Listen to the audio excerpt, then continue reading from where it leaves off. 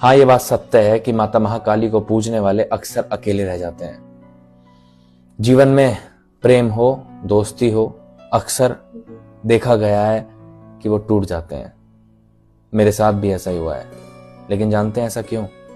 कि वो रिश्ते जो कभी आपके थे ही नहीं, वो टूटते हैं। वो रिश्ते जिनके अंदर छल था या धोखा आपके साथ होने वाला था, वो टूटते हैं।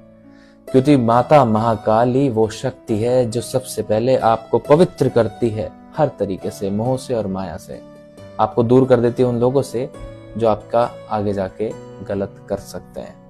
तो इसलिए उदास ना हो, मायूस ना हो। ये भ्रांति और ये दिमाग में निकाल दीजिए बात कि माँ काली को पूजने से आप लोगों से दूर हो जाते हैं, अथवा माँ आपको पवित्र कर देती है। जैसे गंगा मैल को या गंदगी को तट पे पहुंचा देती है, तो उसी भांति